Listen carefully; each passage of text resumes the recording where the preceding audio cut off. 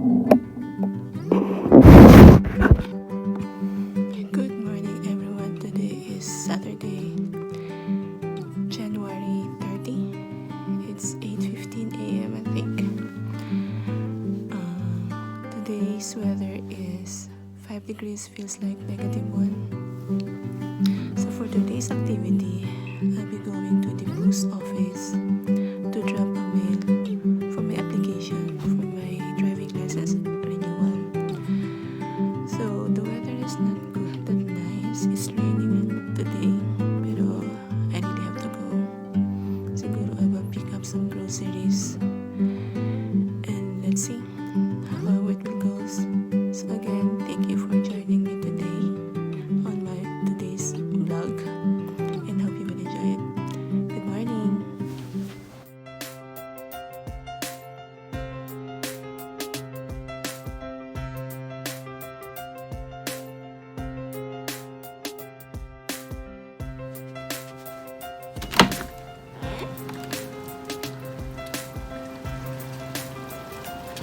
It's already 8:21 now. Good morning. But if you notice, napaka-morning ng panahon na yan. But I have no choice but to go out. This is really my only chance this week to drop my mail and send it out. So, let's see. Join me later. See you.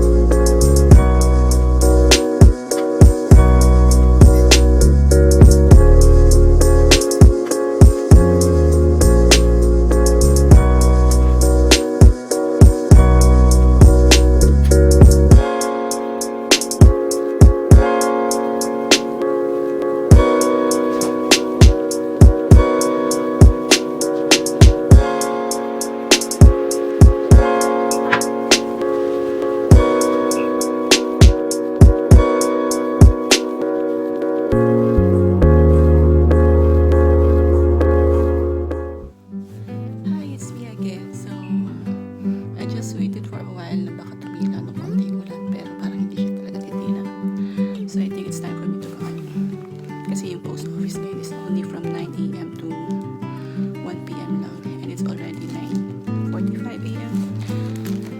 So, I prepared already. I'm ready to go out.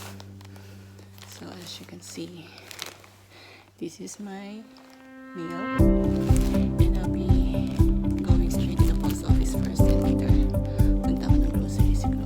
Bibili lang ako ng konti pero hindi pwedeng madami kasi maglalakad lang ako. So again, let's go.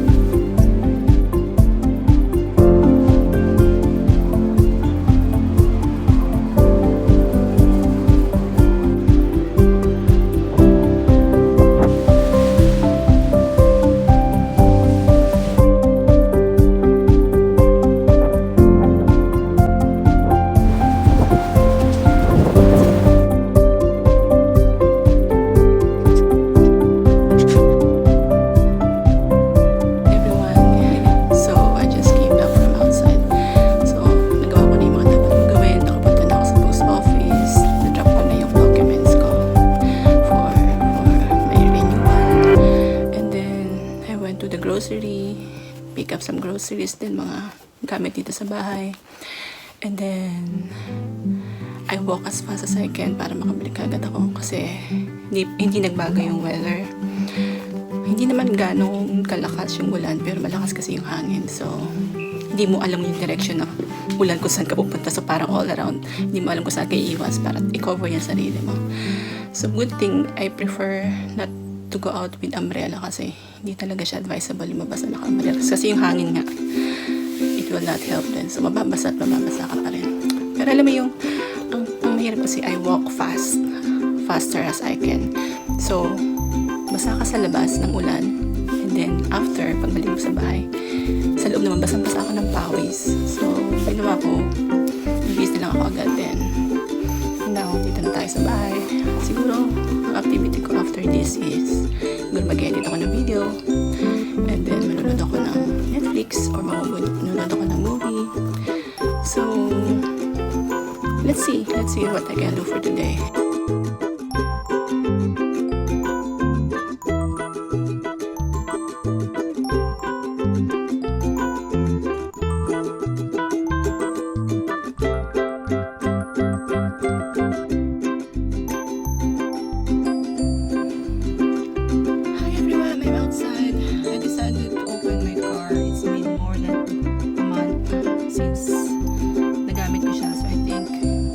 Kinakalimutan, I need to warm it up at least for a few minutes. Kasi sabi nga nila kailangan yung kotse mo para hindi mo lang gamit, painitin mo yung makina kasi yung oil.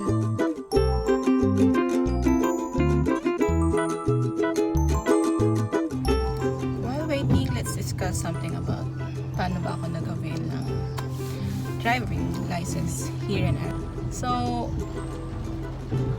I think parang 1.5 year lang akong nakapag-drive sa Dubai. Then I have to move here.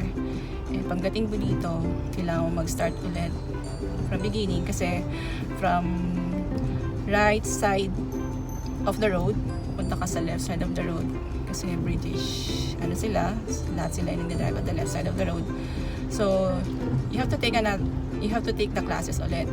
Nag-theory exam muna ako. Then when you pass the theory exam, you will be given a L permit. It's not a full license, so L permit. So you can drive, but you have to be accompanied by a fully licensed driver. So yun yung nangyari sa akin. And then last year, August, I take this car. So yung mga requirements na kailangan mong gawin is, of course, you have to take the jury exam. And when you pass the jury exam, you will get an L permit.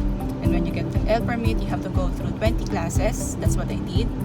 And then when you finish your 20 classes, that time yun pa lang yung time na pwede kang mag-take ng full driving test, which means nga nangyari dun sa last year. So napaso na yung L permit ko, but it was extended for another year until January this year. And then since last month na ngayon, ang aking extension for my learner permit, I applied for a renewal. By online na ngayon, gawa nga ng hindi na sila nag-entertain ng face-to-face appointment. So that's what I did this morning.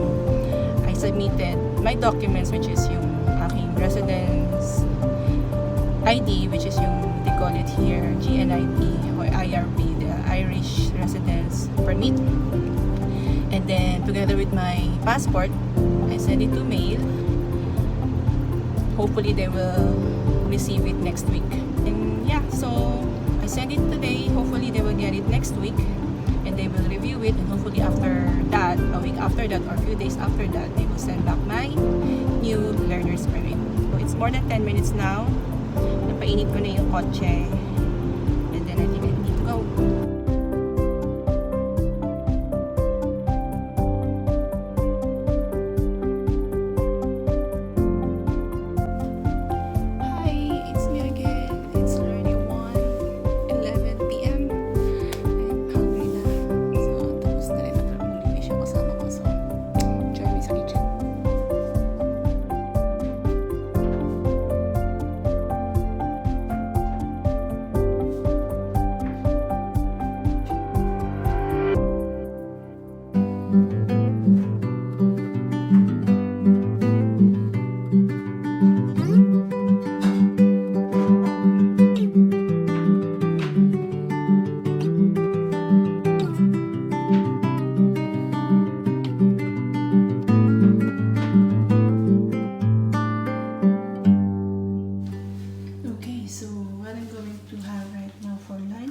Ito yung tapa na ginawa ko kahapon. Minarinate ko na siya kagabi with soy sauce, salt and pepper, then lemon. And then mag-fry tayo ng talong. Of course, eggs. And then sasanag tayo ng kanin. So, let's go.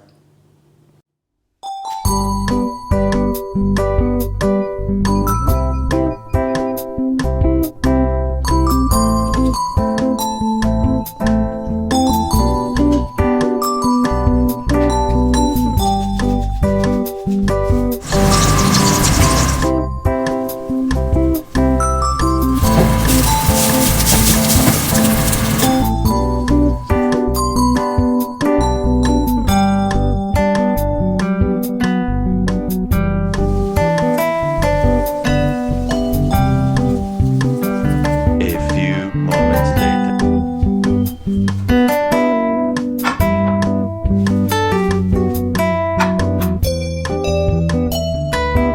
One eternity later. Hi everyone, so today's day is finished.